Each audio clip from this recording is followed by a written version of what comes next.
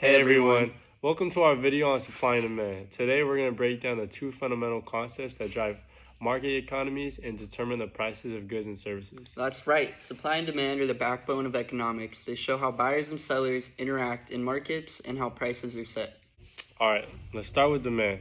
Demand refers to how much of a product or service consumers are willing and able to buy at different prices. Exactly. Think about a product you really want. The higher the price, the less likely you are to buy it, right? But when the price drops, you're more likely to purchase it. Exactly. This relationship is known as the law of demand, which states that as price of a good or service increases, the quantity demanded decreases, and vice versa. The reason why the demand curve is downward sloping is one, because of the income effect. So if prices are higher, consumers' purchasing power is lower, so they buy less. Number two, the substitution effect. Higher prices lead consumers to buy a substitute rather than the actual product. The third reason is the diminishing marginal utility effect. When consumers buy more of a good or service, the additional satisfaction or utility they get from each good or service decreases. For example, the first order of chicken tenders you buy makes you feel satisfied, but if you were to decide to have a second, it would still be enjoyable. However, it may not be as satisfying as the first one you bought. Demand also reflects on income, whether it's an inferior or a normal good.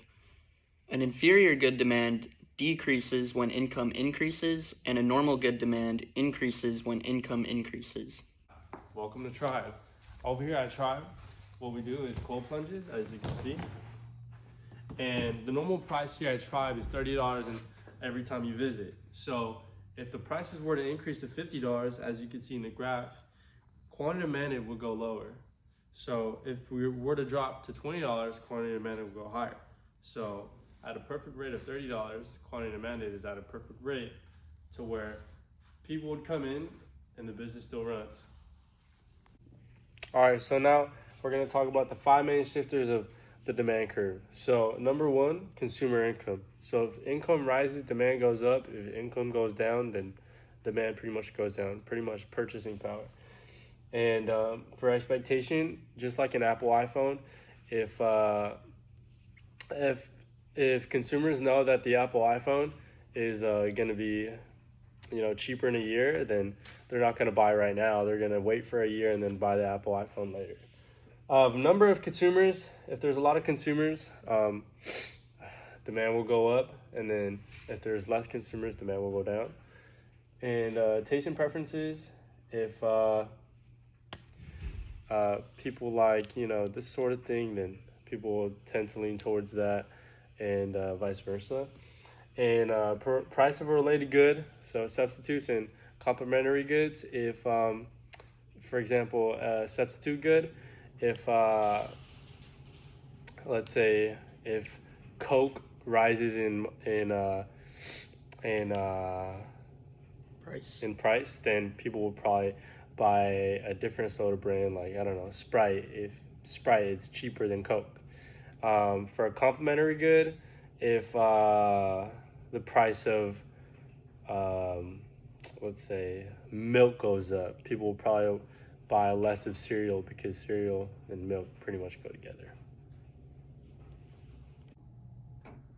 Now let's move on to supply. Supply refers to how much of a product or service producers are willing and able to sell at different prices.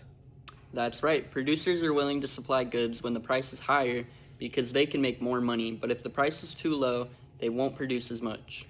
This is known as the law of supply, which states that as the price of a good or service increases, the quantity supplied increases, and vice versa.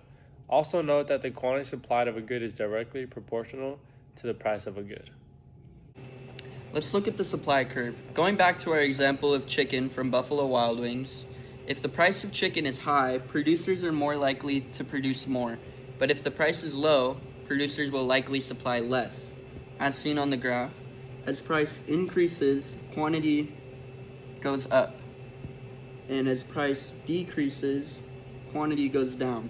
So the 5 non-price shifters of supply would be, number one, input costs. So let's say big businesses like Coca-Cola. If the price of syrup were to rise, then the supply of Coca-Cola would decrease. The second non-price shifter would be technology. So if technology were to get better, then the production of a good would increase.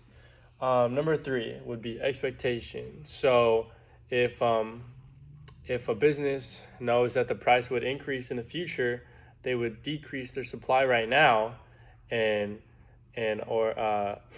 sell more in the future if they expect that the prices would increase. Number 4 would be government. So government taxes, government regulations, and subsidies would affect supply. So if taxes, it would decrease supply, and subsidies, it would increase supply because they're giving money to businesses. The number 5 would be number of sellers. So if the increase of number of sellers, it would increase supply, and vice versa if there'd be a lesser of number of sellers. Now let's talk about market equilibrium. This is the point where the quantity supplied equals the quantity demanded. It's where the supply and the demand curves meet. At this point, the market is in balance. The price is just right, and there's no shortage or surplus of goods.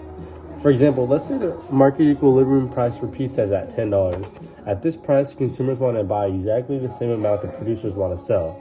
Exactly. So if the price were to go higher than $10, there's too much pizza on the market, and we'd have a surplus. But if the price goes lower than $10, there wouldn't be enough pizza, so we'd have a shortage.